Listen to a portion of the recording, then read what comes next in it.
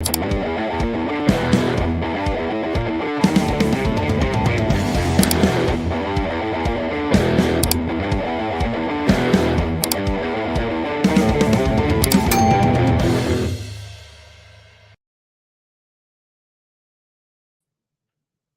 everybody. This is Beer Guys Radio. We're in the studio. We're not live. We want to give anyone watching this stream a heads up. This is pre-recorded, Brian. It is. We are going to be doing some traveling. Actually, both of us are traveling. Yeah, that's there right. for a little while. One of us going down south to Texas. I'm going to go spend a week in San Diego. Okay. So that's going to be cool. So that'll be cool. I'll show you. It's going to be working, long hours working, but going to try and get some of the breweries. And I have to if I'm going to San Diego. Working in quotes. Working from the breweries, the tap rooms. But we wanted to have a live stream at our regularly scheduled time. So this is here. But we're not here to chat, Nate. We're not here, but we hope you enjoy the live stream. And we're going to be talking homebrewing. Bill Boyer's back. Yes. Beer and Fire Brewery. Brewery. And Bill was on a month or two ago, right, Bill? Yeah. And he got, you know how on like I was going to say Johnny Carson, which would date me. I don't even know who the host is right now, but you're in the green room and you get bumped because of other stuff. You kind of got bumped. You were on the show, but you kind of got bumped, right? Yeah. There's like 5 minutes of fame. Yeah. We talked a lot about other stuff, and we wanted to have Bill back to talk more in depth about homebrewing. He's seriously hundreds of medals Bill has won for beer, mead, and cider, right, Bill? That's correct. That's it. And Michael Syrop, you probably know Michael. Michael's been here a few times. Exactly. Yeah. By the way, we'll talk more about it later, but we want you guys to be our annual Christmas beer tasting guest with us. The Interfaith because Christmas we want special. to do the Beer Guys Radio Interfaith Christmas special. We had a good time this past Christmas. Good. I think we can do that. Yes. So we'll have a good time. That was great. And the jokes that were had were very enjoyable. It was fun. But Rainy Day Brewing, Michael Syrop here. So guys, thanks for joining us. Thanks for appreciate it. And we still got to do the radio thing. We got to record for the radio, so we're going to go into that. Nate, I think we're ready to rock.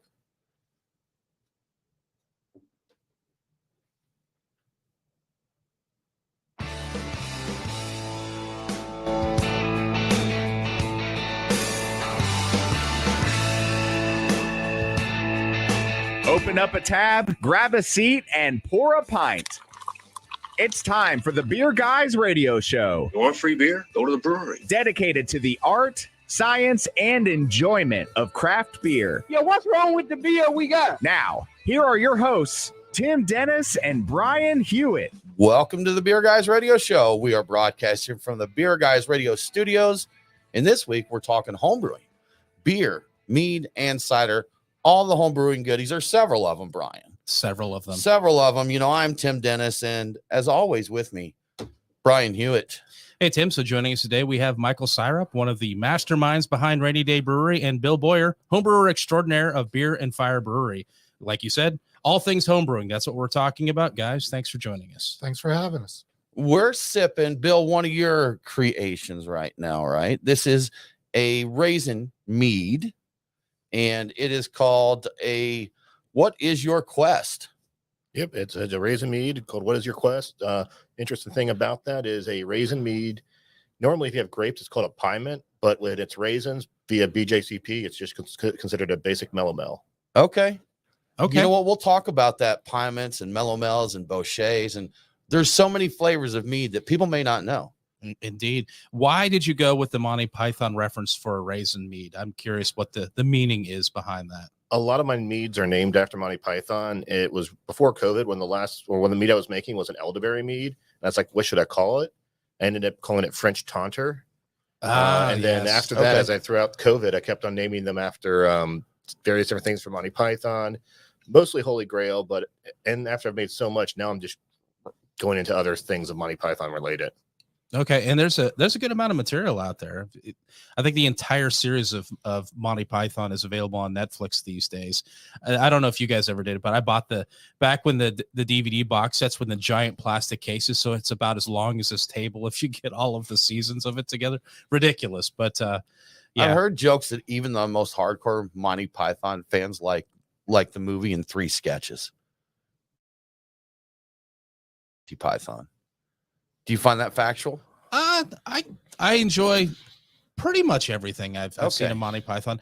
Of course, the show came out late 60s? Was that when it was? Is it 70s, Definitely in the 70s. 70s? Yeah. And a lot of the weird political references that they make are like, I have no idea what they're talking about, but it's so ridiculous across the board in the show that there's a lot to enjoy in it, you know. It's interesting to watch shows from even a couple decades ago and see how much things have changed. I was watching an old Facts of Life, which I guess that was 80s, right? Yeah, that's right. So, but they found a picture of someone that opened up some mystery, and they just couldn't figure out how can we find out more of this, that, you know, that just Google them. The entire You know, episode would be over with modern technology. Oh, you've got a question about that? Hold on, let me grab my phone.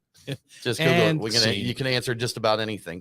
You can answer things you really don't want to know the answer to. That was nice back then. Someone would throw a weird phrase out at you, like, I wonder what that means. I don't know. And there's no good way to find out. I think it would be a funny YouTube series for somebody to go back and re-record all those and then insert how it would change with modern tech. And every episode would be like 2 or 3 minutes. 3 minutes long. Like, all right, I've cool. seen the We found entire it out. season. It's done. Scooby-Doo runs a background check and does That's this right. and that. Oh, it's Old Man Carruthers. Yes. All right. See you guys next week. Travel Zoo reviews of Fantasy Island. Yes, exactly. Oh, we're not going there. No way. It's That sounds and awful. scene. Oh gosh. My dead mother came back for the trip somehow. And Yeah, we're not doing that. No, Fantasy Island. Guys, homebrewing. So if I go to my local bottle shop or my local brewery, 10 years ago, homebrewing made sense. Brian and I, we started maybe 10 years ago homebrewing, right? It's about right. Ish. And there was beer on the shelf. There was commercial beers available, but a lot of it was super limited, and we didn't have that many brands. Today, I can go to any bottle shop, maybe my grocery store, even sometimes the local gas station, and have a really good selection of beer. And if I go to a bottle shop, probably ciders and meads as well, Bill. So why homebrew now? Bill, why homebrew? For me, I think COVID really kickstarted it more again. I mean, I was still brewing here and there when I had the house parties and stuff. Always, it's great to have your own beers, not someone else's. But with COVID, I started going to meads and ciders. And again, there's not a lot of great meads and ciders out there. So it was kind of a neat experiment. And part of that is the joy of the science and the process. And during COVID, I couldn't go out. That was kind of my relaxation, is actually the whole process of doing it. You didn't bake bread like literally everyone else, huh? Only with spent grain. Or ferment That makes vegetables. sense. Yeah, fermenting and baking bread were big COVID hobbies. For a while, you could not find things like flour or yeast in stores. Bread 'cause machines. Everybody, and bread You machines. couldn't find bread machines. They were sold out, or they were on Amazon secondary market for like $7,000 for a $60 bread machine. I missed an opportunity. I have an old bread machine that's probably 20 years old that I bought as a much younger man, thinking, hey, cool, I'll have fresh bread all the time, and it's in a closet and it doesn't get used. Every now and then I bring it out. Still makes a good loaf of bread. Yeah, I know. I asked you like 6 times during the height of COVID to break that out, and you're like, "Oh, okay, I'll look for it." So, but I didn't get any bread, Brian. No. I thought about it once or twice, and I know roughly where it is. But I didn't feel like digging. I think it was digging. I think I would have had to move very heavy bottles of like olive oil or something like that. Oh my God! And nobody wants to. That sounds terrible. Nobody does. Michael, why homebrew? There's a lot of reasons. The creativity. I mean, there's a lot of good art out there, and you still have artists.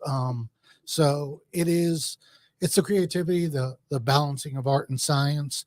And I know, like you said, Tim, that there's a lot of beer on the shelves these days, but brewing your own is going to be much fresher. It's always fresher. Brian and I mentioned briefly before he came on air that sometimes you look at a bottle on a shelf in a liquor store and it's been there for 6 months, 8 months, 9 months. Yeah. And when you're brewing your own, it's, as soon as it's carbed, it's ready to drink and it's fresh. Can't get it much fresher than that, right? Mm-hmm. So that's, Brian, when Brian and I started homebrewing, we did it because there was limited beers here. We had a few breweries. We had some of the commercial out-of-state places that came in, but the real thing that kicked it for us was seriously chasing distribution trucks to try and get a few bottles of Founder's Kentucky Breakfast Stout. And at the time, you would seriously go to a store and be allotted one single bottle of this beer. So you'd have to go to a few places to get a few bottles. And we're, chatting online. Brian's like, I got 2. I'm like, oh, okay, I could only get 1. So between your friends group, you got 3 or 4. Ridiculous. We're gonna learn to make it ourselves. Couldn't that even get a whole 4-pack in the places where they did have a set time they were releasing and announced it? You'd wait in line. I'd have to get a ticket, show up an hour early. Like, you'd have to be around. You have to sometimes they'd force you to stay in line, or or you would just you'd have to be around when it happened, because you'd lose your spot.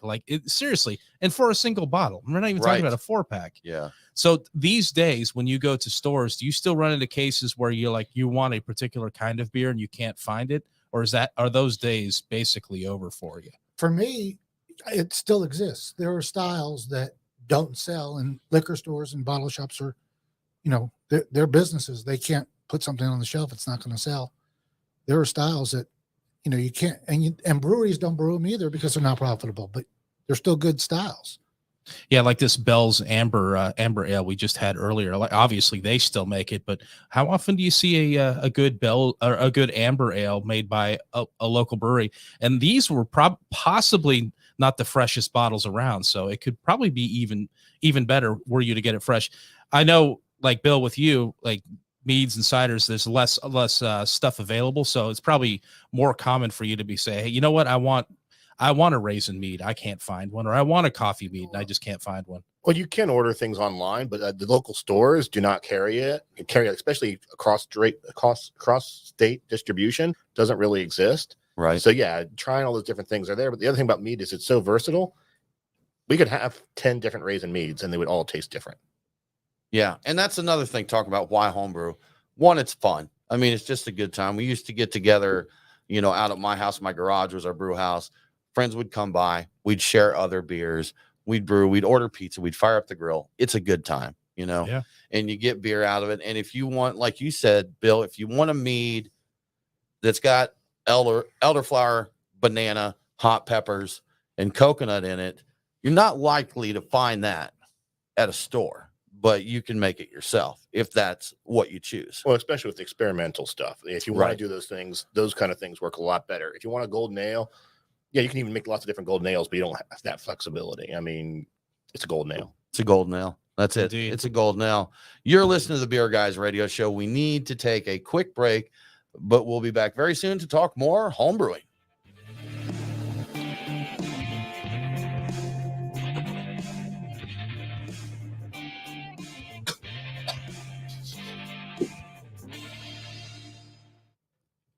Drinking problem over there? Yes. It happens. That's mine. I'm going to turn it off completely then. You know what? I started. Here you go, Bill. Put it on a coaster. Okay. That's what I had to start doing because it will vibrate on that table. Oh, I see that you do have that on there. Yep. I've never found the need for my phone to vibrate. When I'm ready to look at it, I'll look at it. Either makes noise or it doesn't. But Yeah. so I don't even know how to turn the vibration on my phone, to be honest with you. I honestly cannot believe you don't have it on vibrate, because I know you keep it silent a good bit, don't you? Yeah. Silent, no vibrate. He just doesn't want to hear from people. It's exactly right. I'm all in when I don't want to be disturbed. All in. Fair. Mine's always on silent. I've never turn the ringer on. Never turn the ringer on. Now Yeah. I've got the Apple Watch, so if I get a call, it's gonna vibrate my watch. It'll rattle your wrist, right? Yeah, so I don't need it to ring. That is true. Mine, I do get even with my Fitbit, it has the integration, so I'll get the vibration on that if somebody calls, which is unsettling, but I'm okay with that. But my phone, if I'm in do not disturb, it's completely do not I love disturb. the watch because, in all honesty, I will be on a call so my day job, I'm on the phone all day. I'm a recruiter, and I have a stand that I keep this on charging, and I just use my AirPods. So sometimes I won't see what's on the phone, but if I get another call coming in, I just, that is nice. Bump. So that's it. That's really nice. I can decide to hang up on it immediately and send it to voicemail, or ignore it and let them ring through and pretend I didn't see it. It's very convenient to ignore people these days. Oh, It's convenient to stay in touch or stay out of touch. It's your choice. Yeah, and I definitely favor the latter. Yeah.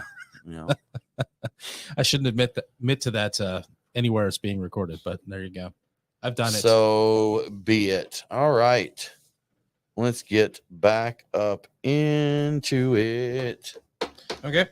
So we're talking, I think, more than the details of homebrewing, just kind of the concept of homebrewing. Talk about homebrew clubs. We'll talk the generalities of meads and stuff. Just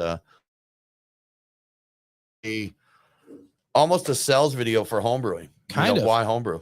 But we could, if you guys have some interesting new techniques that you're excited about in homebrewing, like whether it's hopping schemes or whatever that you're trying out, I'm game to hear that too. We'll let it flow. Yeah. We'll just see where the conversation. Let's throw that out there in case you guys have anything like that. We'll just follow the yellow brick road wherever it may take us. Which one is this? Jessica. Oh, Jessica. Okay. All right. Jessica. Wait, was there a BB on the cap? I believe so. We shall see. Yes. Okay. Bottled in bottle. Belgian blonde. Belgian blonde. Oh, okay. That was Bill Boyer. I'm like, wait a minute. We got up the wrong one. Wait, what? We're all right. Yeah. 1 second here. Guys, we keep our levels on our mics a little bit low so we don't get cross bleed, but that means we have to stay pretty close to them. Just a heads up. Stay on your mic as well as you can. Yeah. Give you a little extra space. Since we're so close here in our little studio, they do like to bleed into each other. Do the whole Axl Rose thing. A whole ASMR. Sorry, Michael. Why do you like I may have gone a little heavy on that. Hopefully it'll. I've had it before, so I'll just take a look. Your peppers are so hot. They're so hot right now. You'll love them in your mouth. I forgot that we are going to broadcast this. It's kind of weird. Yeah, people. If somebody randomly scrolls to this and like, I'm never doing that again. Or they may get very excited and like, hold on, this is something right here. Put it on repeat right there. Your peppers are so hot. Your peppers are so hot. Your peppers are so hot. Yeah. Make all of my money. Yes. Support us on Patreon for more hot pepper talk. That's right. I guess I could probably get used to doing that. I hate ASMR videos. I don't understand why people think they're relaxing because they actually stress me. They're unsettling. Anybody here a fan of ASMR videos? No. Yeah, yeah. I think there's an age limit on ASMR. Right though, videos. Brian? Like that doesn't surprise you, does it? Yeah. Okay. I'm not surprised by that. He's like me. I'm like, okay. So I think it's a speaking technique. I've heard people talking about it, and it's possibly unsettling for that reason. But people who speak like lower tones or trail off or get quiet, they're trying to get you to pay closer attention, and it works for some people. Maybe that's what the focus thing, huh? Maybe it takes because you have to. You're like, wait, what is he saying? Now you have to focus. You can't just kind of half hear it. You got to really, for lack of a better word, lean into it to but they'll hear do it. stuff like scraping their nails on a hairbrush or that's unsettling. eating is one. I don't. So the cooking videos where they're really, and it's not ASMR so much, but it's very close up sounds of all the splattering. Like pouring. they'll zoom in on the skillet. I hate that. Oh, the cooking sounds videos where like there's no. I get the aesthetics. I like it. I like the view. I like the close up shots. The amplified sounds, the sloppy, nasty sounds of cooking. Ugh, I don't know. Bacon has Stop to it. sizzle, man. I'm okay with bacon sizzling, but That there's a seems lot like of got my exception. That one's- Bill. I got my exception. sizzling is all right. There's some weird gloppy sounds that stuff makes when you're cooking. Like that I'm pouring like condensed soup out of a can, or like curdled milk or something like that. Block. I'm like, why are they pouring curdled milk? What cooking shows are you watching, Tip for, Brian? Don't the judge Christmas me. show, you should just have, instead of a lot fire log, you just have the bacon sizzling in a pan. That's it. Oh. You know what? We should do a video where it's the picture of the video of it, but it's actually bacon frying back. And be like, wait a minute. Stockings hanging over the fire, but there's a cast iron skillet on there with bacon Yeah. sizzling. I'll do that, man. They actually Bacon have sizzling. some of those where it's like to watch the turkey on the TV. Yeah. You put it on there. It's like turkey cooking and everything.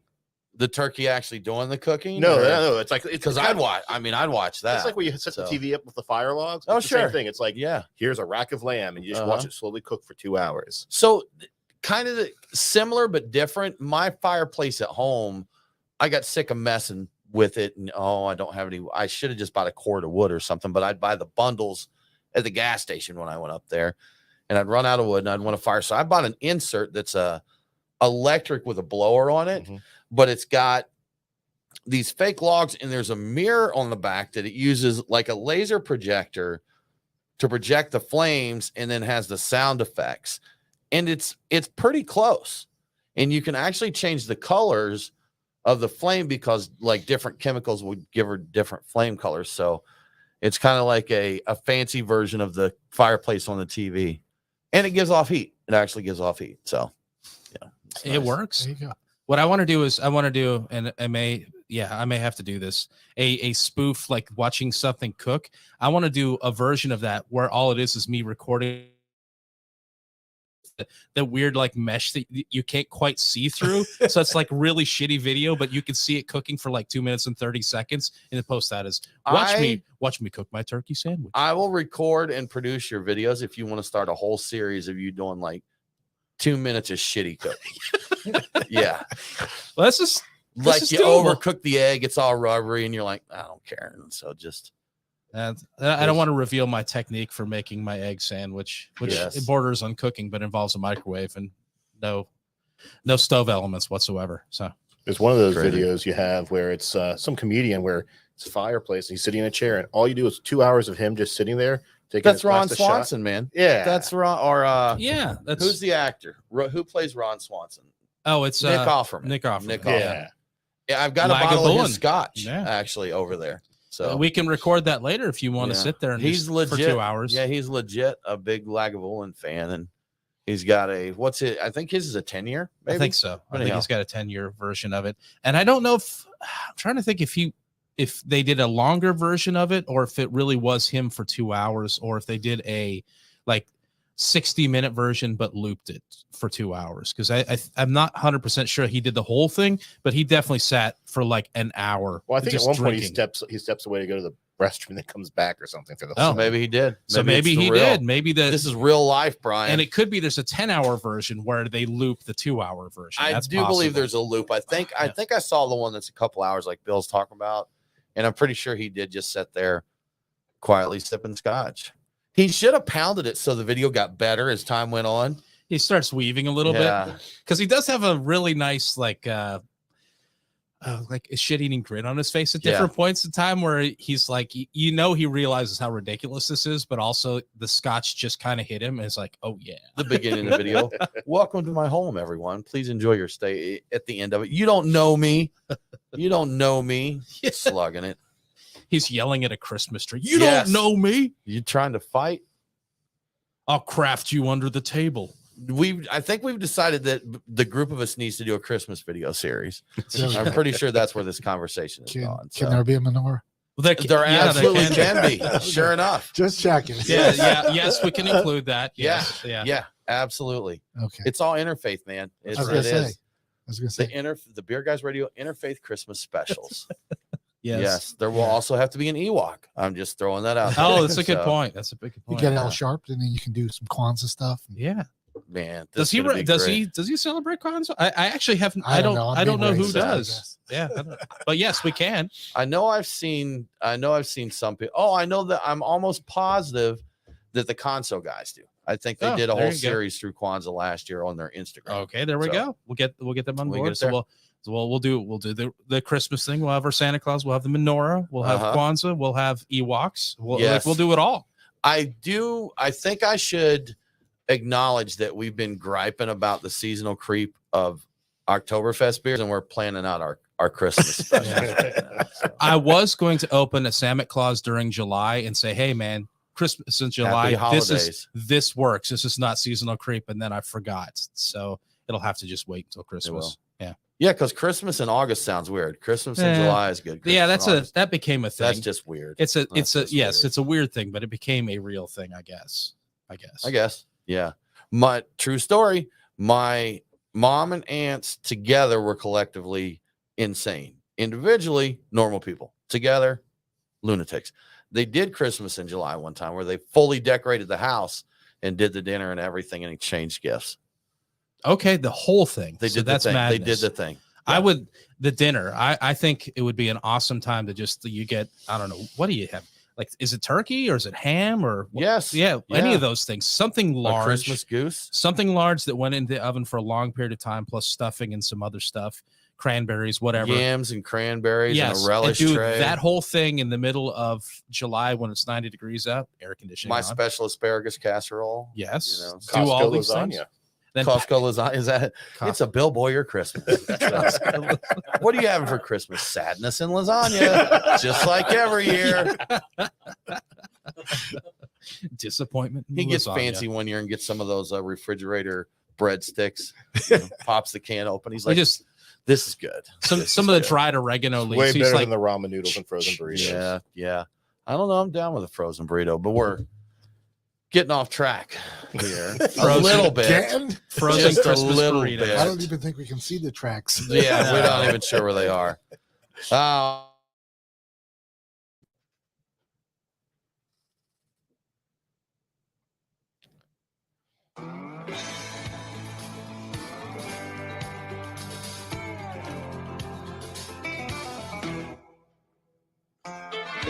Follow the Beer Guys on Facebook, Twitter, and Instagram. Next Friday is Hawaiian Shirt Day. So, if you want to, go ahead and wear a Hawaiian shirt and jeans. Now, back to the Beer Guys radio show.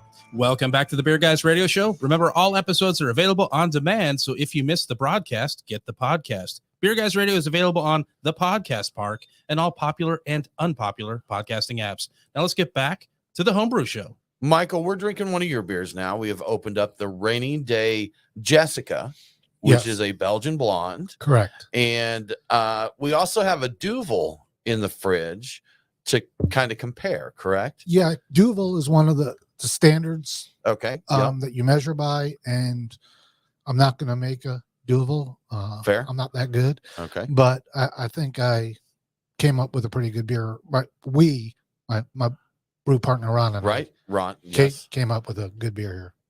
That's Yeah. good. I still got meat in my glass, so I'll have to try it out I'm in a enjoying second. the flavor of it so far, and I got to point out Duvel. It's been a little while since I've done it. Surprisingly good cigar beer, a good Connecticut wrapped cigar I was with gonna a say, Duvel. probably a Connecticut. Very right? nice. Oliva, Connecticut, and that used to be a go-to of mine. So if that just strikes anybody's fancy right now, go check it out. Now, let me ask you something, Brian. Off topic here a little bit, Yeah. not homebrewing.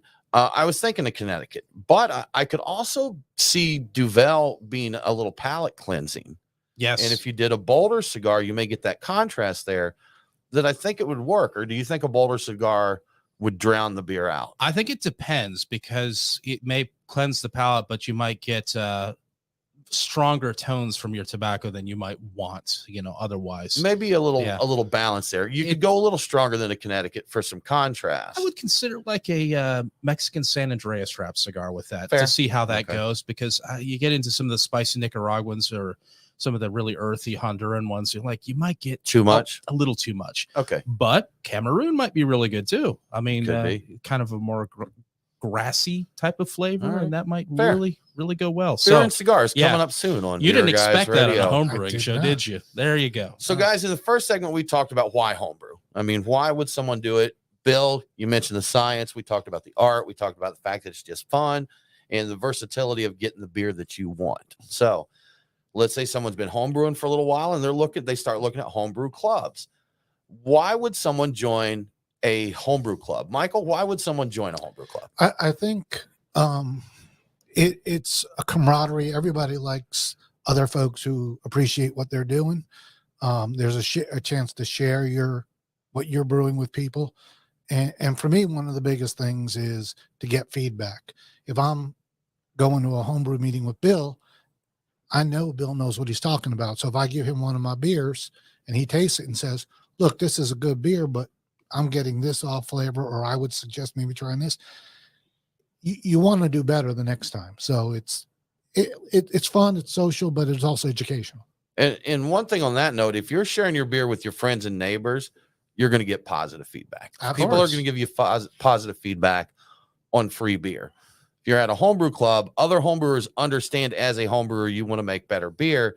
So you're more apt to get the true feedback that you're looking for, right? I remember, again, I've told this story 100 times. Our first beer, we took it to a Malt Monkeys meeting. And the feedback I got was, well, it tastes like beer. Yeah. That was my review. And that was to show you how long ago that was. That was Zach Yurchuk was talking about opening Barrel and Barley at the time.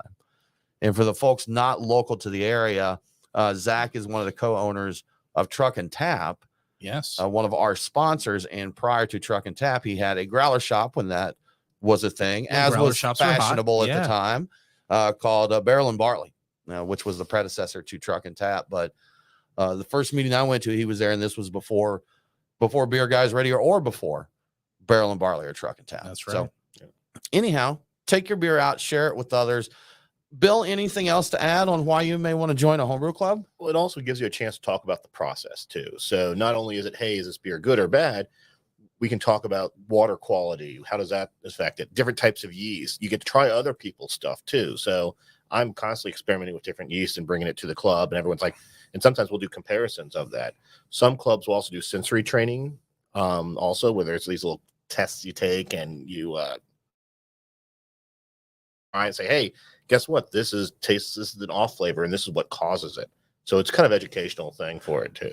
In the sensory training, there's little samples that you add to beer for the off flavors in beer. That's the sensory training is referring to. We've done that with our homebrew club at one time. And so all these flavors that you get of paper, wet cardboard, seriously vomit, poop, and bile sometimes you can learn. And some of them are subtle. So one reason you do the sensory training is because you may not notice these things, or you may not notice them as flaws until you kind of train your palate to look for those. And if I may, the other thing, Tim, is that different people perceive flaws differently. Sure. So somebody says, oh, I perceive this flaw because I'm tasting X. Well, if you don't perceive that same flaw that same way, so when you do the sensory training, you find out how you perceive that off. Right. Yeah. And I know people not just perceiving them differently, but there are certain flavors you may not taste at all. Exactly. That's where I was going with it. And there's like, I'm super sensitive to metallic taste in beer, and that'll pop out to me super quick if I taste that. But I forget which one. There's one that you pick up real heavy, Brian, that I miss a lot. Acetaldehyde. Is that the apple one? The green apple. It's the green apple. And I vary with time and on my diacetyl perception. Sometimes that jumps out at me and sometimes it doesn't. But there's at least one of them that when I tried tasting it, I'm like, I really don't get anything. And people are like, oh yeah, I get it. I'm like, I'm apparently taste blind to this particular flaw. So like, that's maybe good for me. Like that might be part of the reason. Sometimes I don't get why people have a really different opinion about a beer than I do. Well, it's because I don't have all the same taste receptors that another person does, and that's why. Brian openly admits he's not a super taster, but he enjoys his beer, and that's really all that matters. And one of the other things about the sensory thing is not always about off flavors. Some beers you want those off flavors from. You know, the Belgians have more of that phenolic, maybe that clovey flavors and things that you would never want in a American light lager. Right. Or bubble gum. I mean, you get some of the Belgian yeast give all, bubblegum character. Banana. Yeah. You may not want in some beers. Yeah, so banana or bubblegum can be good in a Belgian or a hef or something like that. But man, you get bubblegum in, I don't know, an IPA or a stout or something like that. It's like, no. Yeah. No. And even going beyond the sensory training, Bill, I know that some of the homebrew clubs, they may have a seminar of very well-known professional brewers, scientists. I know Stan Hieronymus has done stuff with homebrew clubs, or he'll give a talk, and Stan's been on the shows a couple of times. He, is just a wizard with hop information, other information, but camaraderie, feedback, education. That seems kind of the crux of homebrew clubs. Is that summing up fairly well? And beer. Yeah. And drinking beer, right? Yeah, you get exposed to things. I've gone to some meetings with Bill and got to try meads.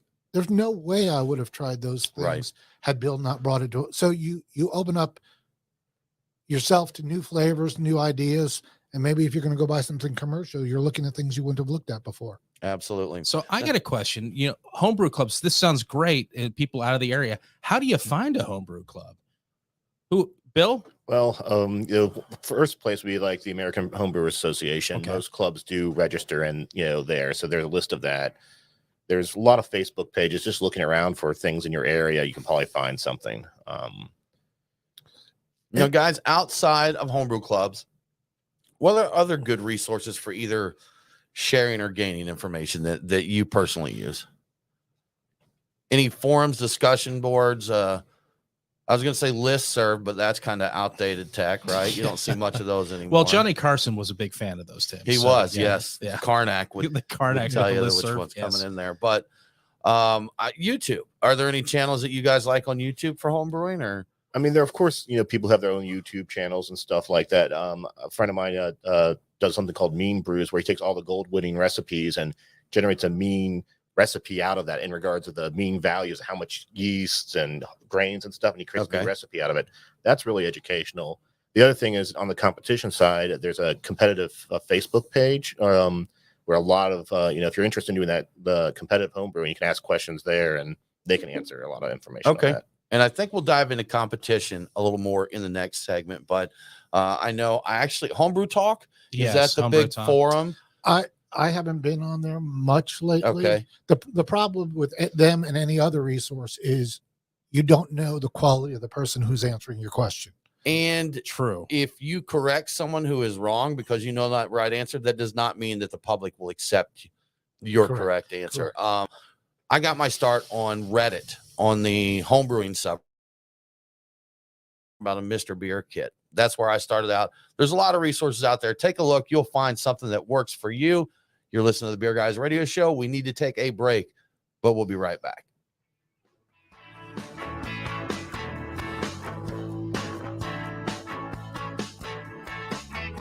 This has got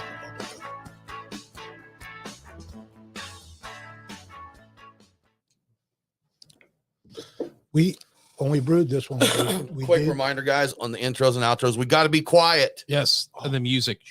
I'm sorry. Yeah. I forgot. See this? I'm good on intros. We're good. Yeah. Shitty on outros. I'll fix it in post. Fix it. I'll be right back, guys. I'm gonna bathroom right here. He beat me to it. I was like, I'm about at that point where I'm going to do that, but I'll hold off for a second. We're all Nick Offerman now, aren't we? Pretty much, yes. Wait, what's going on? He's gonna put the RV notice up. So that's a good idea. Yeah.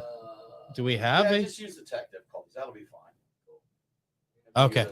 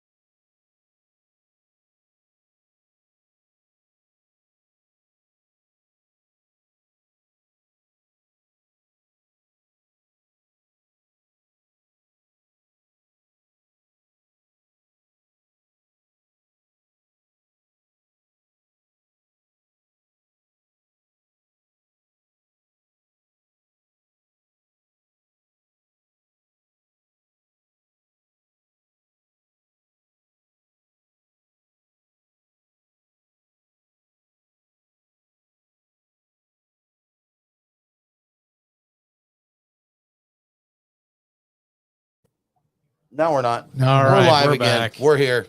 We're so here right now. That's right. That's how Don't worry about those technical issues. All the technical problems. We'll be right back.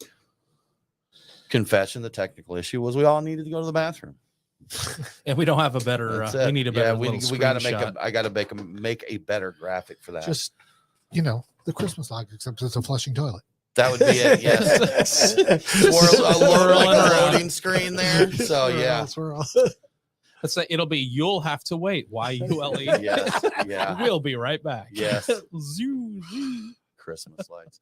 Oh, I just remembered I do have Christmas lights for our background. Oh, yeah. I found some graphics last year that throughout the Christmas season we had lights in the studio. Not here. We did dress our beer bottles in Christmas sweaters though. We did. I'm excited. I'm looking. I haven't had a Duvel in a minute. Yeah, shoot. That harkens back to what we were talking about, Brian, like kind of forgotten, not really a forgotten style, but I drank a lot more of that before we had so much craft beer in the US. I drank a lot of Belgian. I bought a lot of these back in the day. My other thing was That like car- there are beers now that a couple weeks ago I ordered an Allagash White, and I was like, holy crap, this is such a great beer. Why don't I order this more?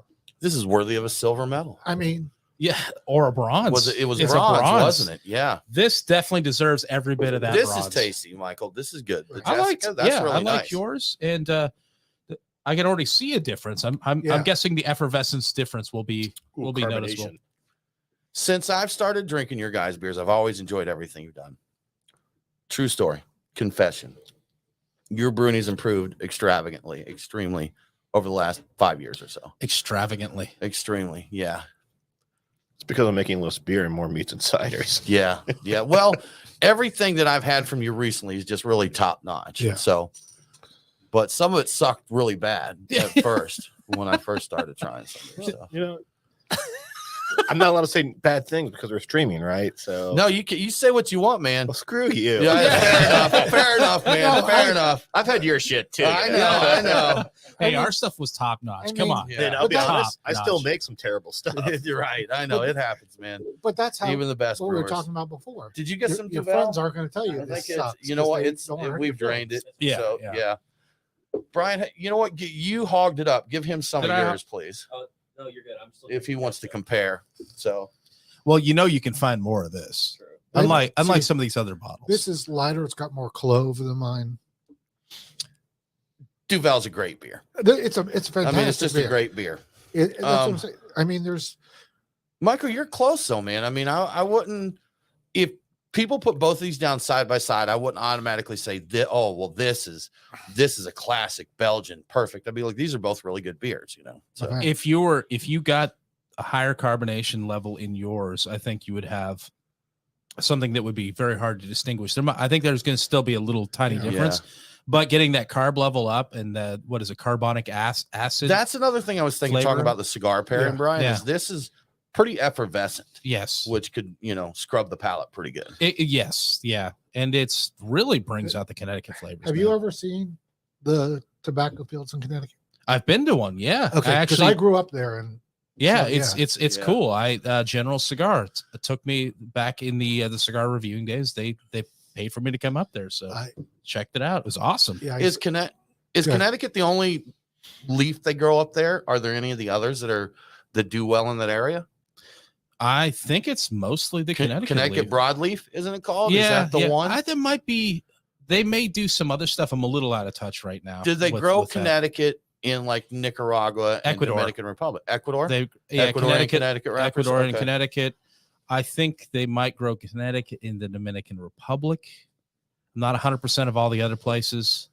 I'm not sure. I was Peru. going to say I grew up. I didn't grow up. My dad's from North Carolina, so going back there, a lot of tobacco fields, but it's not really cigar quality stuff. no, but when I went to college in North Carolina, and the Mhm. trains would come through where they're moving the tobacco, and the whole city of Durham just smelled like fresh picked tobacco. Tobacco. Whether you like to smoke or coffee and tobacco are two things that I know people like. I love the smell, but don't care for it. Used to work times walking in a coffee shop or down the coffee aisle.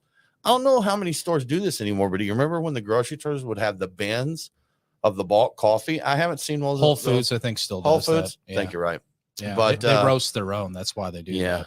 He said he'd get full and he'd try it again. He's like, this is horrid, man. Why does anybody drink this? And I know the same thing. Pipe tobacco, especially.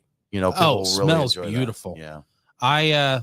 I think its stuff is all right. I'm not in the. I think it's just like with coffee. It's a developed taste. Sure. I mean, you start to taste it initially. Until you season your palate, you're going to get the big obvious flavor. But once you get beyond that, you can appreciate that flavor and you start detecting the finer nuances of it. Even beer's the same thing. I used to not even like beer at one Yeah. point. You know what? I think I dug beer from the first time I had it, to be honest. And I know that's uncommon, but my first memory, I've shared it a few times on the show.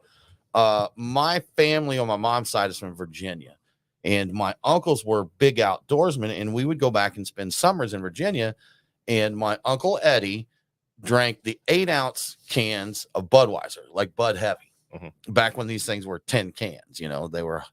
And me and my dad and my uncle Eddie went fishing on the out on the bay, Chesapeake Bay. And my uncle Eddie, who was a screaming alcoholic, said to my dad, he's like, hey, can he have one? Talking about, he's like, and my dad's like, sure. You know, it's a little 8-ounce can of Bud. So me, my dad, my uncle fishing on Chesapeake Bay. I had my first beer, an 8-ounce of Bud Heavy, and I dug it. And it may have just been the full experience that made it enjoyable, but I was into it. My dad Bud Heavy, like the regular Budweiser? Just Budweiser. Just Budweiser? Okay. Yeah. As opposed to Bud Light. I get it now. Yeah. I get it Yeah, now. exactly. My first beer was Milwaukee's Best. My dad gave me, and that's probably why I didn't like beer for a long time. Okay. Okay. Fair. Yeah. You know, I really don't have a lot of hate for Budweiser in that. It's not what I choose. I know they get bashed a lot, but it's beer flavored beer, you know? Yep. Yeah. It's good enough for our grandfathers and our uncles and all that. My uncle he had a little recliner and he'd keep a mini cooler full of them there that he just sat and watched. He liked boxing and watch boxing and drink his little Bud Heavies. I like that idea. I need a little beer Little fridge. cooler right next to Would be it. really Yeah, nice. exactly. Yeah. I do need a beer fridge. My wife insists on storing food in our fridge and is always ejecting beer Does she from know it. about I'm like, DoorDash? I was like, yes. And also, do you know how quickly the hop tones fade in these IPAs? Right. Woman, put it right back in the fridge where you got it. It's like, no. Terrible. I've got, Terrible. I don't know, Brussels sprouts or some nonsense that needs to go in that spot. That's what I was talking about earlier about commercial. Somebody they said, oh, I found this IPA. And I said, look at the can on the bottom. Yeah. It Yeah. was like 8 months old. I'm like, Right. don't Mhm. you don't buy an IPA if you can't see the date. Yeah. Exactly right. That you That's were talking exactly just a couple of weeks ago, Brian, that you said, I think it was you, may have been someone else, that your drink by date means nothing to me Yes. if I don't know when it was made. Right. You know, something along those. Or don't say drink fresh if you don't put If a you don't date give a on the date can. on the can, Well, that's right. it means Yeah. nothing. It Useless. means nothing. Yeah. I'm like, exactly. well, great. I'll drink it fresh. When did you can this? So I can know, like, because I won't drink it at all otherwise. Which is why if I go to a place like just Total Wine or whatever, they have beers on the shelf, individual singles. I'm happy to buy them, but I'm gonna, especially with them being room temperature, I need to see a date. If I Gotta don't be see a fresh. date, it's too much of a risk. I've had far too many very sad, disappointing IPAs where, yeah, it just nobody wants a 4-month-old Nobody wants room that. temperature IPA. It might as well just be, I don't know, just drain pour it immediately. Exactly. Guys, going back to talking about the comparison of your Jessica and Duvel and just talking about the similarities and differences and the taste of Duvel. Michael, are there any beers that you think you 100% could guess blind if you were given one? Yeah, I mean, I think there's a couple out there. I drink the local ones more, but for example, Cherry Street's Coconut Porter. Oh yeah. Yeah, that in the glass, you'd know what you were drinking. In a huh? heartbeat. They right. make it's that one's been around a while and it's still in my top 10 Okay. of beers I would It's drink. solid beer. Yeah. It is just, and there's Home Style from Bearded Iris. Okay. Yeah. Okay. I'd recognize that. How- Right there. How about you, Bill? Are there any for how much commercial beer do you drink? You're fairly heavy homebrew, aren't you? I don't drink as much as I used to, Yeah. and now I pretty much drink things that have glass bottles. So I get I don't. Yeah, I don't really go out as much as I used to for that kind of stuff. But I mean, I could tell in some beers. I mean, if you get like coconut beers, they're easier to tell. Yeah, but I could probably still tell like a Sierra Nevada. Pale ale is one of my pretty noticeable style. Yeah, then, I mean, right? it's one that Yeah. I've drank tons of. It's it was one of my main go-tos at one point. So Fair enough. I think Saison DuPont would be one I could probably yeah. nail. I think Jester King in general has a profile. And Fonta Flora, anything from I Fonta was going to Flora, say you'd Fonta probably Flora know. that's got that's that a water Fonta Flora. profile. And Dre Fontaine, the Oud Goose. I'm pretty Yeah. sure that if you gave me a few gooses, I think I could pick the. That is a Fontaine out good of that. point. I think I get Drew Fontaine versus other Yeah. gooses. I think I could probably nail that too. It's- I think that in terms of like local IPAs, I could probably, if I had Transmigration of Souls, I could probably Great, you nail picked that one. I'm not Yeah. 100% sure on that because I do remember the recipe was modified a bit over time, but I think I would probably be pretty Get that close one. on that. Yeah. Yeah. Give No Mike Nate your mic, Brian. Okay. All right. No Mike Nate. How about you, man? Are there any that you think you could pick out of a lineup? Yeah, I mean, probably Sierra Nevada's Pale Ale is Okay, fair. right up there for me. And then Sweetwater's Blue. That I That think you're right. blueberry That wheat one would ale. definitely jump do out they still there. make that? Oh yeah, Oh, they yeah. do, yeah. It's still Yeah. a core. That was actually Yeah. my first beer ever. Okay. So I got grief from a bartender at Sweetwater one time for ordering that. really, Like, we were at one of their events at the brewery, and I'd tried most everything else. I was like, you know what? I haven't had one of those in years. I was like, let me get a Sweetwater Blue. And he looked at me. He's like, one of the beer guys is ordering a blue. I was like, just give me my beer, man. was it for the So- Wylands release or something? No, I don't think so. I think maybe Huh. I was going to say not 420. Their anniversary is the one they do at the brewery. So I think it was their anniversary one year. So yeah, but I got grief. And you know what? That's funny. Yeah. If Sweetwater's talking crap about yes, you drinking the Sweetwater brewery's Blue, giving I'm you like, grief for drinking listen, it. guys, you make this. You made this. What are you doing? I learned it by watching you. Yeah, that's right. So, I'll say there's one we haven't mentioned that I think all of us would have a good shot at, and that's Tropicalia.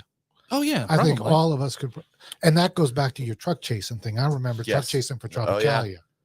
yeah, Yeah. that's where. Are you on the Reddit HL beer forum? Do you get on there? A little bit.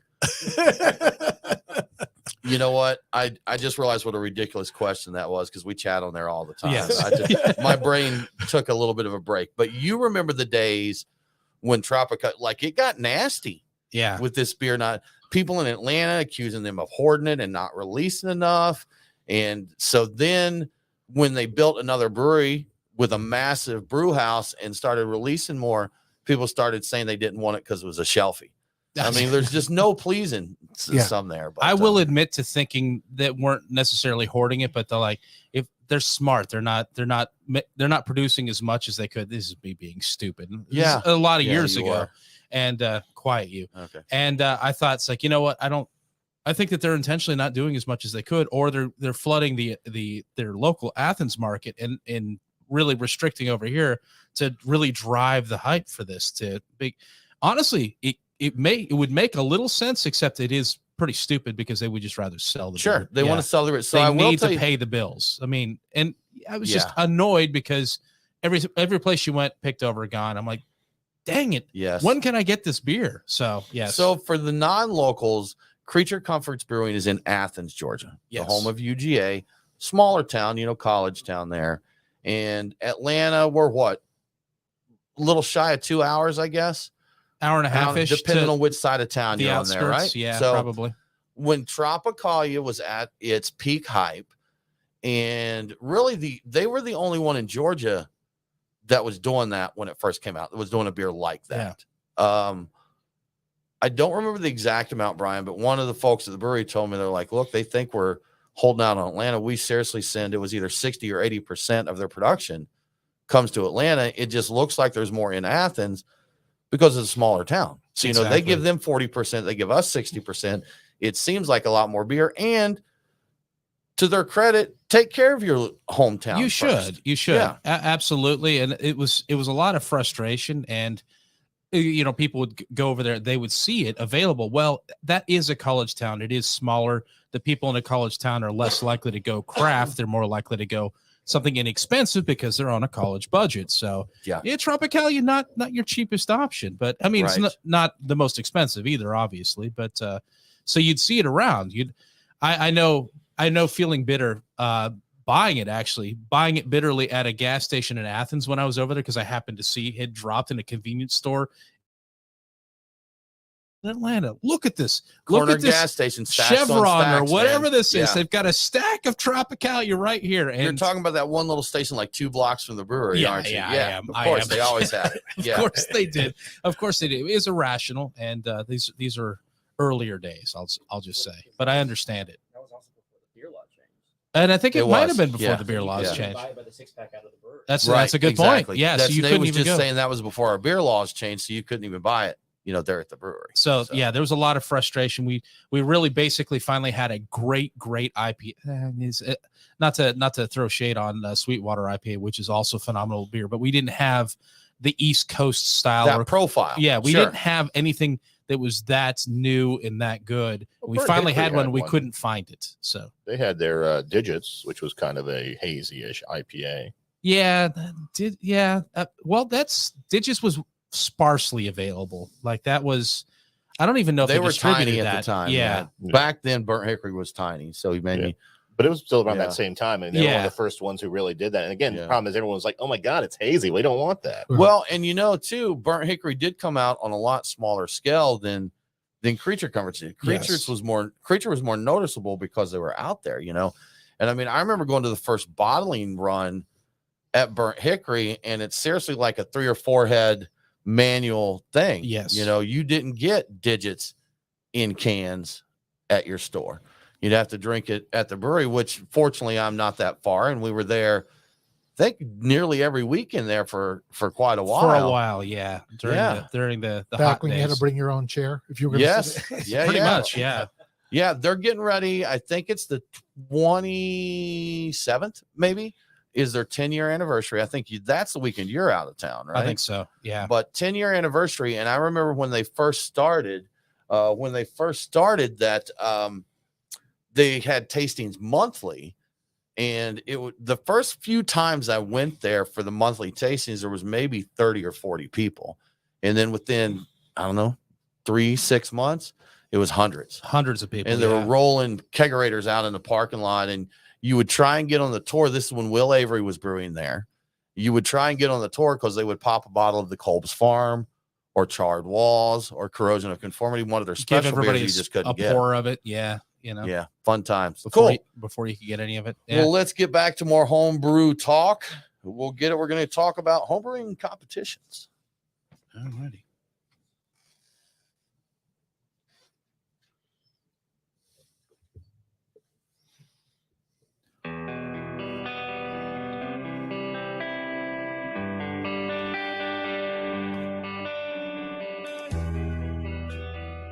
Follow the Beer Guys on Facebook, Twitter, and Instagram. What in tarnation? Now, back to the Beer Guys radio show.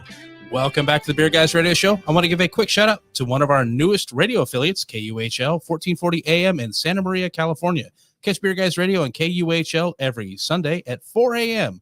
Now let's get back to homebrew talk. Man, 4 a.m. Sunday, you just got in from your Saturday drinking. That's a perfect time to tune in and hear a little bit about That's beer. right. Have your nightcap. You're winding down and listen to beer. You'll be good to go. It'll be a good time. Guys, we've talked about why we would want to homebrew. We've talked about joining homebrew clubs, find a homebrew club, other resources, online communities, and all that. My brain took a break about Mr. Syrop over there using an online forum that we both use literally daily, and I know he's on there all the time. Yes. So he looked at me like I was crazy when I asked that, which was a fair look to get from him. Yeah. But you know what, Brian? We've decided we want to homebrew. We found us a club. We've brewed what we think is pretty great beer. And Bill, I want to start competing, man. I want to start sending my beer out to homebrew competitions, and I want feedback from professional beer judges and not just my homies at the homebrew club. So how do you start competing? Well, first things you have to figure out how to bottle right. So some people like to go kegging and only are doing kegs these days. You have to learn how to do that bottling from their kegs. But in regards to finding competitions, the American Homebrew Association does have a website for it, but it's kind of hard sometimes to find what's coming up. They tell you when the award ceremony is, but you don't have all the extra data. There's a Facebook group called Competitive Homebrewing on, I think it's just Competitive Homebrewing. If you just do a search on that on Facebook, you find it, We typically do a good job of announcing when the competition's entries are, they're accepting entries, their shipping dates, how much it costs, how many bottles they want. So just trying to find those. And we also kind of say, hey, that's in this area, what circuits they're part of, to give you an idea of that aspect of. Actually, we don't have very many competitions. Lots in Florida, a good amount in North Carolina. Even Tennessee has more than we do. So we are trying to do a homebrew competition here in Georgia. And the award ceremony is going to be on the 10th this month, or not this month, September. And yeah, that's going to be a good chance. We're planning to do that yearly and hopefully have more homebrewers locally do it, because it's always nice to learn how to drop it off rather than ship things, because shipping is one of the other hard parts of it. Is how do I box it? And there's lots of different ways to do it. You can buy special boxes for it, but that gets expensive. I actually use HelloFresh and Freshly boxes that friends donate to me. Oh, is that the way you put? Okay. Because I was going to say the shipping doesn't stop you, does it? No, it doesn't. Yeah. And again, sometimes the shipping is as much, if not more, than sometimes the entry fees for some of these competitions are. So, trash bags, Ziploc bags, you're trying to make sure it doesn't leak, because if it does leak, in a UPS will toss it. If any liquid comes out of a box, it goes in the garbage immediately. So yeah, I may have have a broken bottle, but normally you have to send 2 to 3 bottles to a competition. So you might not get to the best of show because you're missing a bottle, but at least it still gets judged. Yeah, they can't send it up to best of show if they don't have another one to taste, right? Yeah. So, but I remember shipping just for beer trading or sharing beer, like you said, bottle or can in a Ziploc bag. That's inside of a trash bag. That's in a box. I saw something the other day. They have these things, they call them wine diapers. And yeah. You know what I'm talking about there? So it's a pouch that basically holds up to like 750 bottle, and it's got a gel foam inlet, like a diaper, I guess. So if the bottle busts, it's also got bubble wrap to help prevent that. But I may have just ordered some stuff from Hair of the Dog. They still are selling some of the beers. As people know, they've ceased operations, but they're selling out of their cellar. I was paying for wine shippers or like special foam inserts for those, so they go all out. But I'm thinking most people aren't doing that. What I used to do, black electrical tape around the caps themselves of the beers, and it gets a little stretchy, so you can get some real friction there. I vacuum sealed mine. So I'd vacuum seal mine, and then I put bubble wrap around the outside. How far is too far? Do you wax dip them? And you know what? Whenever I ship beers, and I didn't do it very often, it was a pain. I hated doing it, but I was also always obsessive about it. They never broke. Never had a problem, right? Never broke. Yeah. No. I just had one where I had 3 bottles out of 26 entries, which would have technically 52 bottles. 3 of them broke. Oh. Not a bad. No, it's not. It was a numbers game. I mean, I was going to say, as much as you enter competitions, that's bound to happen occasionally, right? And one of the things interesting is over time, I'm now much closer to looking at bottles, seeing if there's any stress fractures in it, and push them off to the side and stuff. So unintentionally becoming a glass expert. I didn't even think about that. Looking at the bottles themselves to see, because there are some. I've seen some where this has happened with professional bottles. I go to open the bottle, the cap, and then the neck breaks, and you actually open the neck of the bottle, and you're like, what in the heck? So that's unfortunate. I've actually got where I saber all my beer bottles open. That's smart. Well, that's smart. Yeah. One of the interesting things also is more homebrewers are going to canning. One problem with competitions, not all competitions accept cans, because a lot of times that gets pushed to the table, and it's very noticeable. I don't think that's really a good reason, but if you have a large selection of stuff, you end up going to mini best of show. And typically if you have a 2-bottle competition, there's no way to cork it because you're in a can. Right. So that beer, when it gets drunk by a mini best of show, will probably not be at its prime because it's been open for maybe an hour. Yeah. Canning is convenient. Now, on that note, it's just been within the last few years that there was home canning equipment there. Are the prices starting to come down? It's still fairly pricey to get into it with homebrewing. Is that right, Michael? It is. The canners, I mean, I keep an eye out. We did can for a little bit, and now we're back to bottles. And I'll point out, when it comes to bottling, Bill was talking about, how to bottle. You have to know how to bottle, but you also need to make sure you've sanitized your bottles. Sure. That is a huge thing. I've entered competitions and I've judged competitions, and you'd be surprised how many people submit a beer that was a good beer, but it's in a bottle that had some contaminant in it, and the beer is god awful by the time you open it. Best case scenario and worst case scenario, it gushes all over the place when you open it. Right? Well, the problem is, if you're a beer judge and you gushes all over the place, you know it's terrible, and you still have Still to gotta drink it try and judge it. Yeah. Oh yeah, you see it coming and like, oh. But I think, Bill talked a lot of good things about entering competitions. I think there's two main reasons. Number one is to get feedback, and number two is to try to win medals. Sure. And when you're getting feedback, you have to know who the competition. Their judges, they're just scrounging up people to judge their beer. So you have to know that most good competitions will have the judge's name on the score sheet and what their qualifications are, so you can decide the value of the feedback you're getting. Also, submit to multiple competitions. That's what I was- if you don't do good with one, again, we talked about sensitivities, if people like certain things. If right now in the summer months you're shipping a light lager and it's been in a hot UPS car, who knows what may have gone wrong with it too, and those kind of things. It is important to understand how good your judges are, but also realize that a competition is not only about the competitor, it is about the judges. Because here, and particularly in Georgia, where we want to get more judges, how do you get people into judging? You get unexperienced people to judge. Like Michael's provisional, he hasn't gone through certification yet, but we want to give them the opportunities at these competitions to be able to judge these things, making sure they at least have one certified judge per table so they can help educate people. But with the North Georgia Homebrew competition, we want to make sure we would be happy if we had 4 judges per table and only one was certified, just so we get more people interested in the learning and getting to eventually hopefully get the certification. Right. Are you certified, Bill? I am not. I'm actually not even provisional. I plan to after doing this. All right. I got you. After doing this You're on the competition, other I side plan of to this, do it. right? Yeah. I don't like writing things, and I'm not the best descriptor of things. So I have judged before, but it's not something that I enjoy doing. Judging is hard work. I was think. going to It's say surprisingly it's challenging work, taxing. And you go ahead, Brian. And I was saying, and you're doing it while you are slowly bringing on more and more alcohol into your system, which may help initially with some descriptive words and then may impair some ability to determine what the descriptive word should be. Right. So how many beers are typically in a flat? I guess it varies by category, but let's say a popular category. How many beers? 8 to 10. So let's say let's go on the low end of that. Let's say 8. So imagine sitting down with 8 of a specific style of a beer that you're going to say 60% of those are pretty good.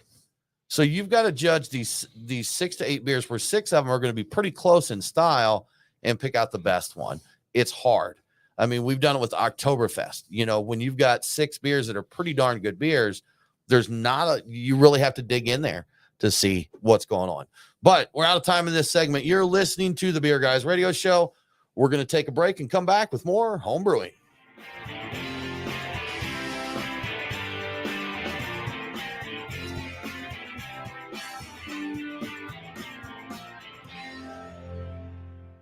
Look at me staying quiet all the way out.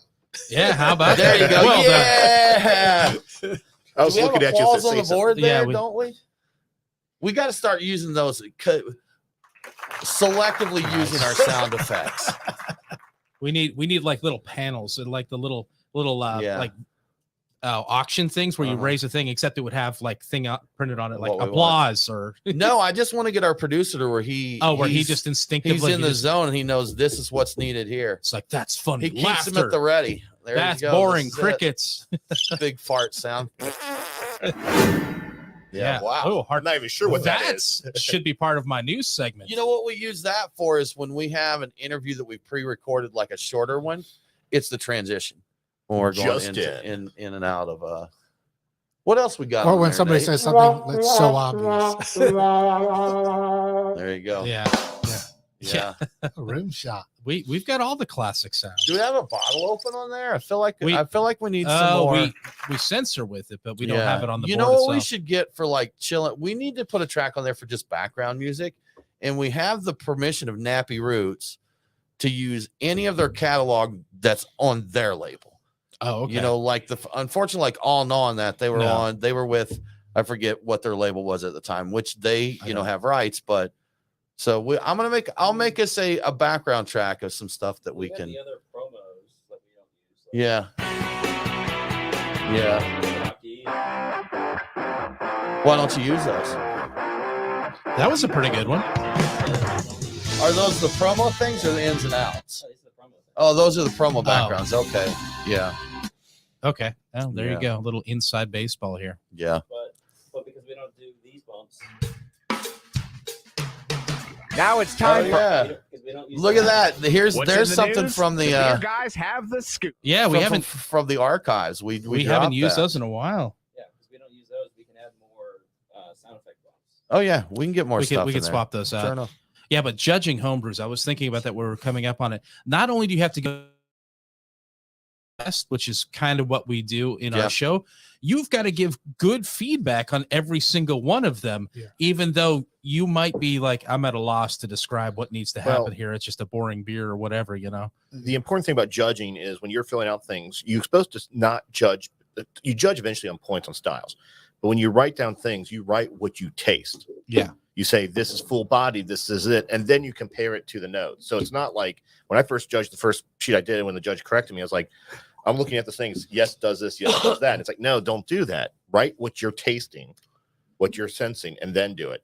And then the last part is overall the overall impression, where it's like, what do you put in here? It's a great beer. What's bad is you have judges sometimes who give you suggestions on how to make it better, and they're sometimes so off. You wondered if they were even judging the right style. Right. Needs more peaches, Tim. Well, Well, that's my go-to, Brian. That's my go-to. like I had Even a, I know that. yeah, right. Yeah. I had an oatmeal stout where the guy says add more lactose to increase the body. I'm like, dude, It's like, what you stop could it. do, you could, and again, it's risk because you don't know what I did as a home brewer. Now he could have said, mash at a higher temperature that would then That's create what I full was- body. right. That would probably been the proper thing. Someone else showed me one of their things where it was a Belgian beer, and the guy said there's too much pear, not to style. Right next to it, he copied the the guidelines.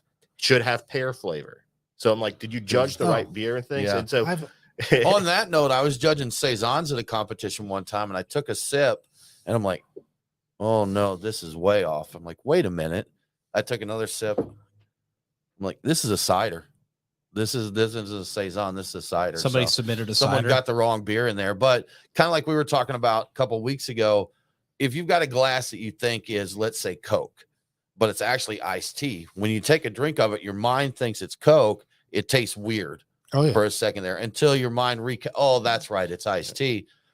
That it was a good cider. We actually, all the people tasting at the table was like, that's actually a really good cider, Was it Bill Boyer? but it's not a saison. But it's not a But saison. even with that, there's a couple things. As a home brewer, I have messed up before. I actually have sent the wrong box to the wrong competition before. Uh-huh. Where the guys like, Did these that aren't mean those that labels. another box went to To the another other wrong competition? And it's funny because Okay. I was like, okay, I'm changing these things because I knew what it was. So half of them were the same entries, but some of them weren't. And so the competition actually printed new sheets with the new changes to it, and vice versa with the other Oh, ones. Like, well, that was It's cool nice that that they they worked that out accommodated for you. yeah, so they did that, and so Yeah. and that was nice. But yeah, and vice versa. As when you're doing the bottle sorting, you hope nothing goes wrong with that, but it is potentially possible if Yes. a label falls off and we don't know out of three things which one's which. The container, a lot of things can go wrong Well, there. the other thing is, and this goes back to entering homebrew competitions, you've got to enter what the beer is, not what you thought you were brewing. Sure. I've brewed an IPA and I tasted it. Hey, I go, can we do a cider, Bill? We've Yeah, that's done what I was beer. doing. Yeah, cool. I went to brew an IPA and I was like,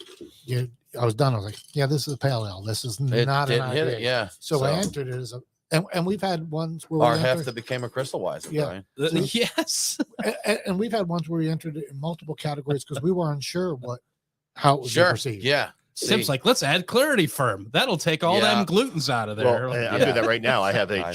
Czech Pilsner or a Czech Amber that I'm submitting as a Vienna lager, an international lager, or an international amber, and those there. And I'm like, it cost me $5 per entry. Let's see what the judges say if I submit the Yeah. thing. And interesting enough, this competition is going to put them all on the same table. So it's going to be the same judges judging all three beers, just calling them different styles. Wait, is this the elderflower? This is the elderflower. Oh, this is, to me, this is because I like the elderflower.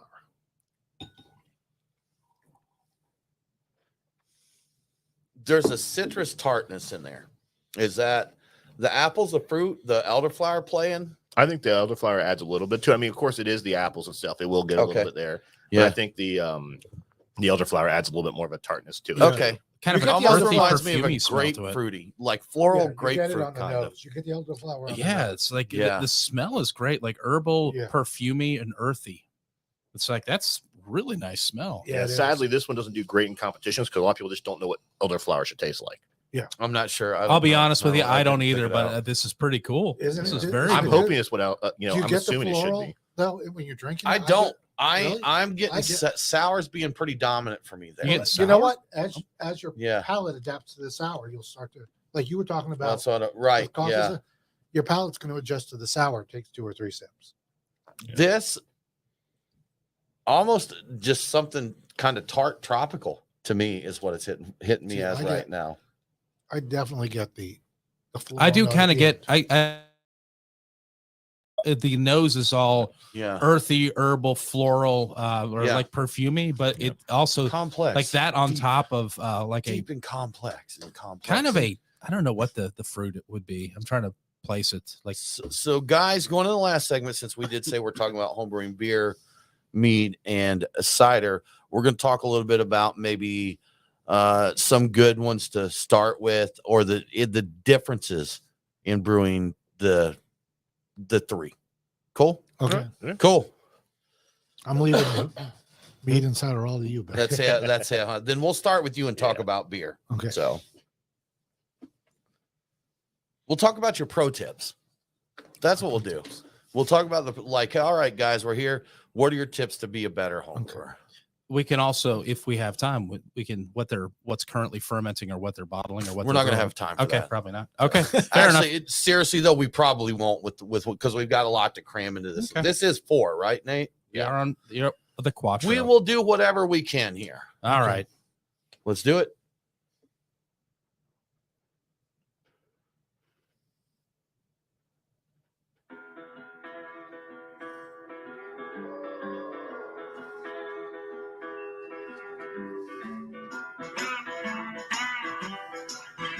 Follow the Beer Guys on Facebook, Twitter, and Instagram. Your revolution is over, Mr. Lebowski.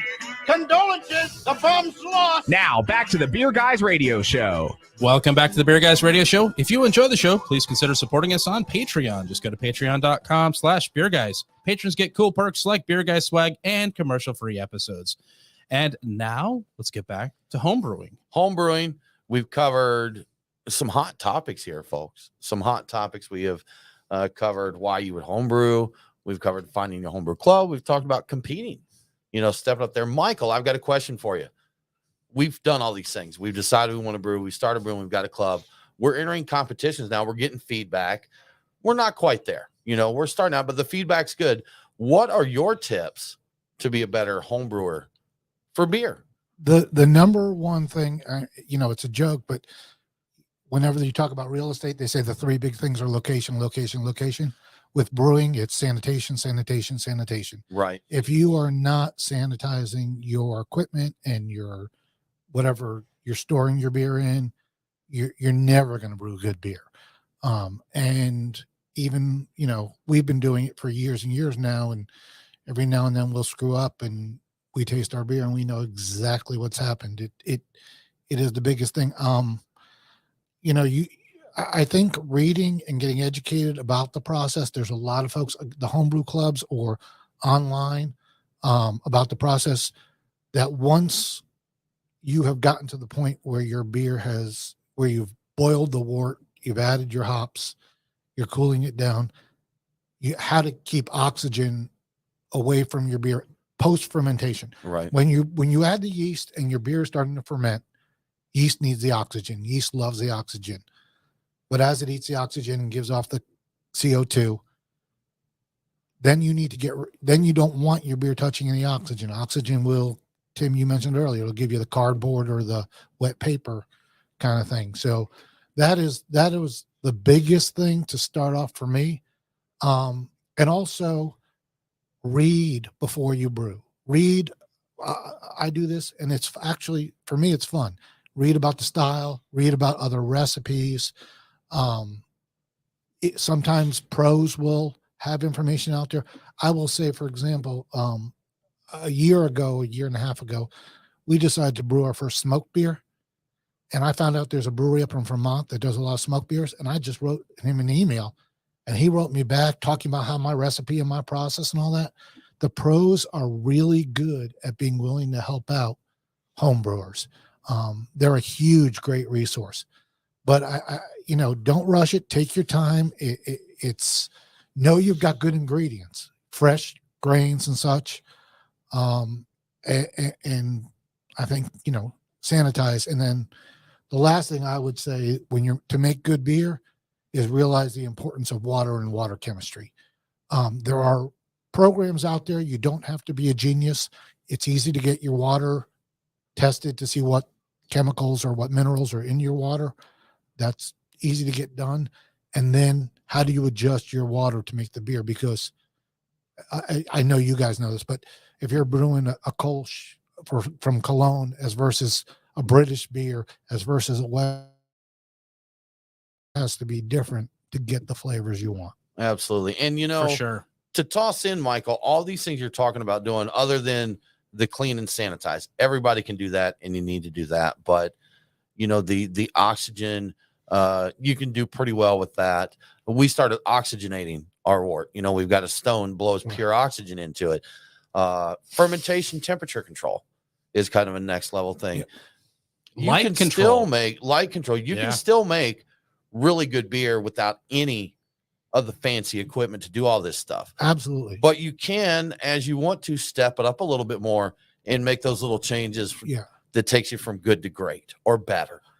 So you can get we've got an old chest freezer we turned into a fermentation chamber with temperature control. It also keeps it in the dark. We oxygenated the wort for healthy doing a yeast starter on a stir plate. So you don't have to do all this stuff, but each piece you do will get you just a little bit better. But you got to have the foundation. Take good notes is another one of mine, Michael. Take good notes so you can either repeat or not repeat what you did before. Exactly. And when you make a change on a recipe, only make one change at a time. If you change 3 or 4 things to improve something, you don't know which of those made the biggest impact. So do incremental changes. Brian, you had something to add there. Yeah, I just the light control thing. I remember when we changed that, when we start putting like a t-shirt around a carboy, and like being obsessive about not letting light hit the beer as it was fermenting, we got noticeably better beer. We almost immediately lost all the homebrewy aspect of the beer. It was amazing how big of a deal that was. Obviously, temperature control. And we started with a swamp cooler as our temperature control. A bin with ice water in it that we changed out once a day. Yep. And it made a difference. Even better when we went to an actual chamber that constantly controlled the then you temperature. nailed some really great beers because you had very precise temperatures. And I would say it's not a cheap hobby. It So can be. It can be thing in its simplest form. Right. But don't spend the money until you're ready to go to that next step. Yeah. Starting off, like you said, clear carboys, swamp coolers, all that kind of stuff. That's great. We are like, where you are. Most of our fermentation now is done in a 14 gallon conical fermenter with blow off, and we can harvest our yeast and all that kind of stuff. And it's temperature. Ooh, you're so fancy, man. Yeah. We have remote control, temperature control, so that we can program it to adjust. Like if we want to raise the temperature half a degree a day for 10 days, we can do it. Right. Which is nice with beers like Saisons and that to Right. bring the temperature up. So, but again, we were brewing for a few years before we did that, because if you're not going to keep brewing, and as I think we had this discussion at our homebrew club meeting, Bill and I, the resale market for a lot of the homebrew equipment is not great right now. So if you spend the money, you better be ready to use it for long term. Absolutely. And it's just there's a lot that can be done. Start off simple, keep the basis, keep the foundation there. Great stuff. Bill, we want to talk with you about meads and ciders. You're the mead and cider man. I know you brew beer as well. What is the main difference in doing mead? Or let's start with mead. What's the big difference there compared to brewing beer? So at the end of the day, of course, beer is, malt, water, yeast. Differences with mead, it's honey. With cider, it's apples. One of the big things to make it easier to do those things, I don't have to do, especially if you're doing all grain, the mashing process, the boil kettle. That is a full day thing. I only brew on the weekends because of that. mead, ciders, I can make a batch of mead and cider in an evening. It's not a big deal. All I need is honey. I'll warm up the honey a little bit just so it can not just sink to the bottom of of the inside the fermenter. But other than that, I mean, that's the biggest difference is time. The cost is ciders I find are very cheap to make. A lot of times will just use Aldi apple juice or something, or Kroger apple juice. And I like to experiment a lot. Again, because there's less time, I can experiment more. As you were talking about changing different things, I have a whole line of ciders where everything I just do is just that kind of yeast. What does that yeast do to something? And then I'll take that knowledge and apply it to the other things. But yeah, that's really the bigger difference. Meads are a little bit more expensive. Honey's not cheap. Right. Getting honey is not easy. Costco honey's fine. But I get a lot of honey from Hawaii, actually. And that sounds pricey. It's actually one of the cheaper places to get it. Is it? Okay. It's funny because I get free shipping from there. And really, there's a good guy out there. There's actually a couple of good companies out on the Big Island in Hawaii. And so a lot of the mead makers use this guy's honey. And you do get different flavors from and especially if you do traditionals, where you don't add any spices or anything else. The honey is really important because you have nothing else to hide it. Kind of like doing like a blonde ale, nothing really can hide in it. Same kind of concept there. If I do fruits, that's where I'll probably use more of the Kroger honey, or not Kroger honey, but the Costco honey and things. So it's gonna be fermented out, maybe back sweetened with the expensive honey. Yeah, I totally forget where we got our honey now, but ours was mostly Costco. We got like half-gallon jugs from there, didn't we? Yeah, it wasn't that expensive, and it was good. I'm sure we could, again, like we're talking about with the beer, we could have got better, we could have went better, but ours was pretty darn good. And ours was very reliant on additives to it, fruits. Like anything from oranges to raisins to craisins and all that sort of thing, cinnamon sticks, that sort of thing. So ours was not very purist, but man, ours aged real nice. Yeah, it did. Yeah, and, thick, sweet. Sanitation, like of course, me, again, Bill, 100%. Like sanitation, definitely a big thing. Water quality still affects, especially with meads. Sure. Unless you're doing like an all juice thing, it's very important. But those are like the main things you need to worry about. Yeast, again, I like yeast, different experimenting with that. And compared to like when you were homebrewing, the yeast is so much better than it is. A lot more variety too, better yeast and much, much more. Yeah. And temperature control is not as important as it used to be because you can get better yeast. Like Vike yeast and such. That was one reason we got into Saisons, is because we didn't need the temperature control at first. And also, Michael, you were talking about water chemistry to back up to that. My water naturally had a good profile for Saisons. We didn't have to we filtered it and that was it. So exactly. Well, guys, we are about out of time. We've covered a lot of homebrewing topics today. I appreciate you both coming in here and sharing your knowledge. We're going to have to do it again for sure. We may brew again one day, Brian, who knows? I keep thinking about reviving one of our old mead batches or old mead recipes, because I could do that in an evening, like Bill says, on the kitchen counter and have a gallon of it. And quick, I know fast, and fun, right? It'd be beautiful in short time. Guys, thank you so much for joining us. We really appreciate it. Thank you. Thank you. Absolutely. Well, that about wraps it up for this episode of the Beer Guys Radio Show. Join us next week. We're going to have a surprise guest. For more craft beer info, follow us online. We are Beer Guys Radio on Facebook, Twitter, and Instagram. Thanks for tuning in. Have a great week, and don't forget to drink local. Cheers.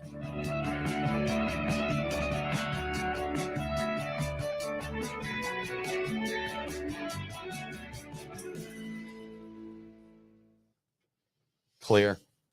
All right. I got no rhythm. We were Hold talking, on, guys. before... Let me sign off online. Folks, thank you for tuning in. We hope you've enjoyed this. And even though it's a replay and you're chatting with us right now, we just have no idea what you're saying. Yeah. We'll get back to you. But we appreciate it. We'll be around. Yeah. But we'll be live again real soon. Thanks for watching, folks. Have a good week. Cheers.